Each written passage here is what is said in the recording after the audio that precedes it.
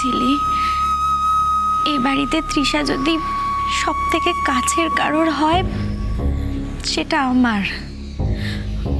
এই 5 বছরে ও আমাকে জড়িয়ে থেকেছে, ও আমার কাছে বড় হয়ে উঠেছে। এটা ঠিক ঝিলি যে আমি ওকে জন্ম দিইনি, কিন্তু আমি তোকে মায়ের মতনই মানুষ করেছি। তাই ঝিলি, আমি তোর কাছে অনুরোধ করছি, প্লিজ তুই সবটা আরেকবার ভেবে দেখ। তুই নিজের ক্যারিয়ার কর না, আবার নতুন করে শুরু কর। আমি এত বছর যেমন তৃষাকে দেখেছি, ভবিষ্যতেও ঠিক সেইভাবেই ওকে দেখে রাখবো। এটাই তো আমি চাই না ছোটি। আমি চাই না তোরা সবাই ওকে এইভাবে আগলাস। এবার তো ওকে ওর ভাগ্যটা মেনে নিতেই হবে। আমার কি কষ্ট হচ্ছে না বল? এত বছর পর আমি আমার মেয়েকে কাছে পেয়েছি। কোথায় ওকে আদর করব, কাছে টেনে নেব তা না, ওকে দূরে করে দিতে চাইছি। কিন্তু আমার সত্যি মনে হয়েছে যে অন্তত কয়েকটা বছর তৃষার সবার থেকে দূরে থাকাটা খুব দরকার। তাছাড়া তুই ওর জন্য যা যা করেছিস তার জন্য আমি তোর কাছে সারা জীবন গ্রেটফুল থাকবো ছোটি। শুধু আমি আজ তোর কথাটা রাখতে পারবো না, তাই আজ আমার ডিসিশনটাই ফাইনাল থাক। আর তুইও তো একটা নতুন লাইফ স্টার্ট করবি, তাই না? তৃষা হয়তো সেটাও মেনে নিতে পারলো না তখন, তাই আমি যে ডিসিশনটা নিয়েছি সেটা সব দিক থেকে সবার জন্য সবচেয়ে ভালো। ভেবে দেখ ঝিলি, তুই এই কথাগুলো বলছিস আমি ভাবতে পারছি না রে। সত্যি তুই অনেক পাল্টে গেছিস।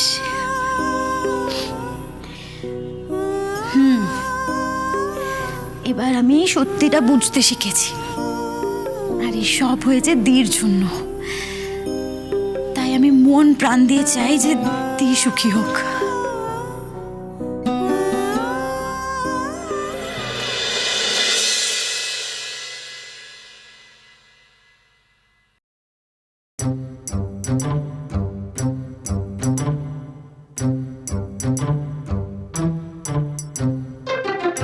আরে তোরা সব কোথায়, কখন আসবি বলতো? হ্যাঁ, সব রেডি রেডি করে একেবারে হাওয়া হয়ে গেলি। হ্যাঁ, আশ্চর্য ব্যাপার। আমি কিন্তু নিজেকে আর কন্ট্রোল করতে পারবো না, বলে দিলাম। একটা দুটো করে মিষ্টি গায়েব হয়ে যাবে। এই না দাদা ভাই, মিষ্টিতে একদম হাত দিবি না, কিন্তু ফোঁটা দি তারপরে মিষ্টিতে হাত দিবি। তো ফোঁটাটা দিতে আয় দয়া করে। আরে আসছি বাবা, দাঁড়া না। কি খাই খাই করছো, সরো। এই হ্যাঁ, মাছি বসছে দেখো। হ্যাঁ গো, সবার জন্য গিফট টিফট কিনে নিয়েছো তো? এই যা, একদম ভুলে গেছি। কি হবে বলো তো? তুমি আমাকে মনে করাবে তো? মনে করাবো না? ইয়ার কি, খালি বাজে ইয়ার কি আমার সঙ্গে। কিন্তু আমাদের ইরার জন্য একটু বেশি ভালো গিফট কিনেছো তো? আফটার অল ও কিন্তু এখন চ্যাটার্জি বাড়ির বউ, শুধু তোমার বোন নয়। চ্যাটার্জি বাড়ির বউ হওয়ার আগে আমার বোন মিত্তির বাড়ির মেয়ে। একদম ঠিক বলেছিস দাদা ভাই। আগে আমি এই বাড়ির মেয়ে, তারপরে ওই বাড়ির বউ। ও আচ্ছা, শুরু হয়ে গেল দলাদলি। আকাশদা দলাদলি করতে দাও, আমি তোমার দলে, আর আমি যখন তোমার দলে আছি ওরা দলবাড়ি করতেই পারবে না। গুড। ওদিকে কজন? 1 2 3। আচ্ছা, আমরা দুজন।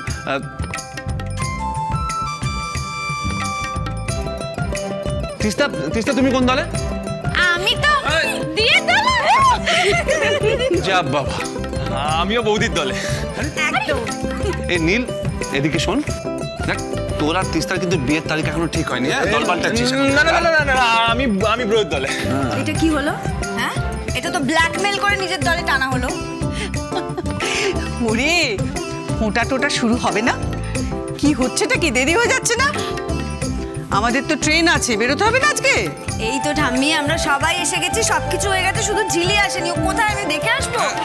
এই তো, আয় আয়।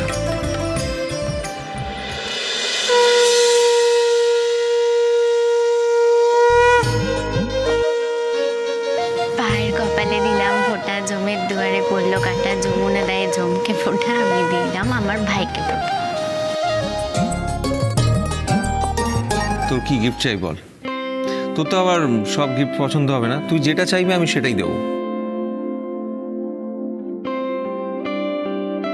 দাদা ভাই, তুই শুধু আমাকে আশীর্বাদ কর যেন আমি আরো ভালো মানুষ হতে পারি আর আমার মেয়েকে মানুষের মতো মানুষ করতে পারি।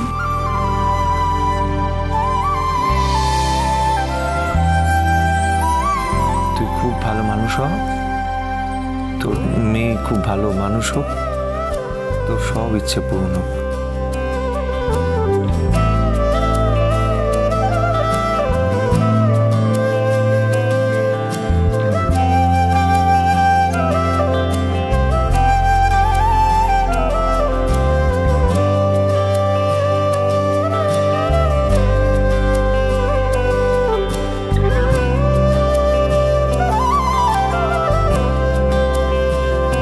দাদা ভাই অনেক তো হলো, এবার দির গিফটটা বের কর, দেখি আমরা দির জন্য তুই কি এনেছিস।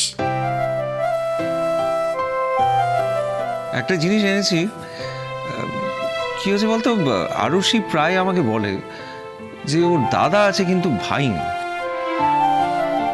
আমি অনেক চিন্তা ভাবনা করে ভাবলাম এমন কি পাওয়া যায়, এমন কি পাওয়া যায়। আমি আরুর জন্য না একটা ভাই এনেছি।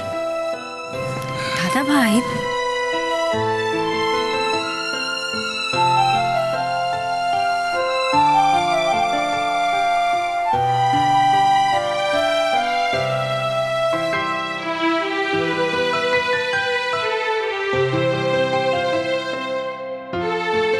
এই গোপাল সবসময় তোকে আর আরুকে রক্ষা করবে আর আরুর মনের ইচ্ছে পূরণ করবে।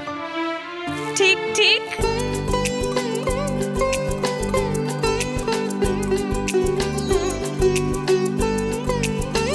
দাদা ভাই সত্যি তুই না?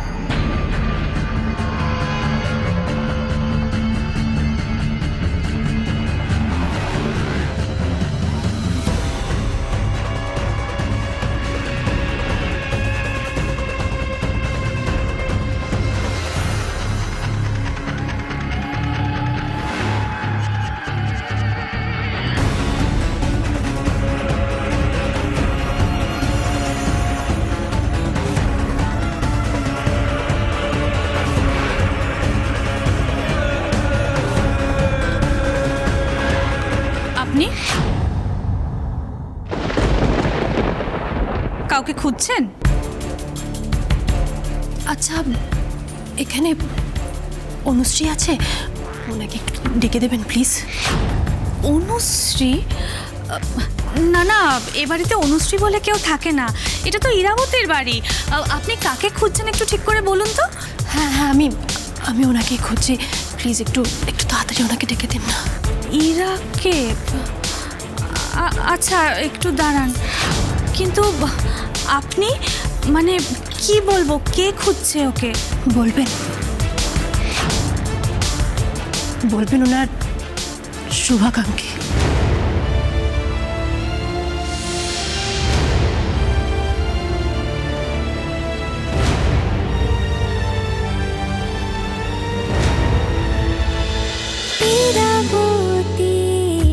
চুপ কথা